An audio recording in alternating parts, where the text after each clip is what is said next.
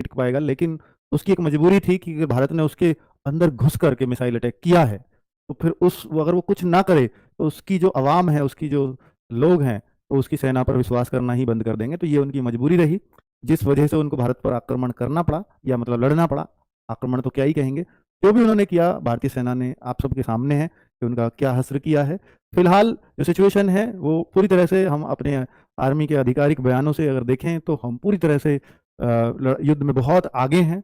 तो उसमें हमें कोई भी किसी तरह का पैनिक नहीं लेना है, लेकिन एक सेफ्टी और एक सिक्योरिटी एक जिम्मेदार नागरिक होने के नाते हमारी बनती है।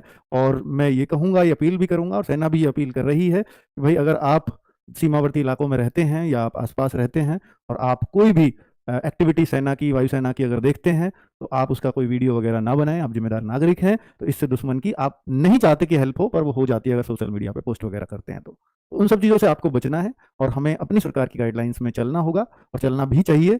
और जो भी, चाहे वो ब्लैकआउट का डिसीजन हो या कुछ भी हो, उसमें सबको आगे बढ़ चढ़ करके साथ रहना है।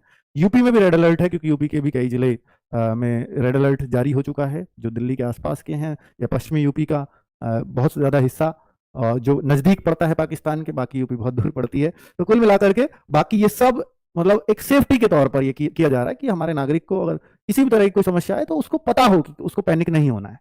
ठीक है, और इस टाइम ना सबकी जिम्मेदारी बनती है। हम भारत देश के नागरिक हैं, हम हमारे हमारे ऊपर जो है इस देश का कर्जा है, और ये अपना पेशेंस रख करके, अपना फर्ज अदा करके, जो सरकार कह रही है ये हमारा सबसे बड़ा फर्ज है, हमें उसको निभाना चाहिए।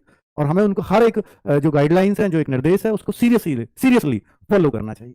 ठीक है, इस समय सबसे बड़ी बात है कि भारत अनेकताओं में एकता का देश कहा जाता है। कि अनेकता मतलब अलग अलग जगह, बहुत सारी अलग अलग जगह अलग अलग भाषा के लोग रहते हैं, अलग अलग धर्म के लोग रहते हैं, फिर भी एकता है, फिर भी एक एकता दिखती है। इसी की वजह से जाना जाता है भारत। और अब फिलहाल अगर हम देखें तो वो एकता, जब देशभक्ति की बात आती है तो हर एक के खून में दिखाई दे रही है, और निश्चित तौर पर हर एक भारतवासी आज एक फील कर रहा है अपने आप को, और ये बड़े गर्व की बात है।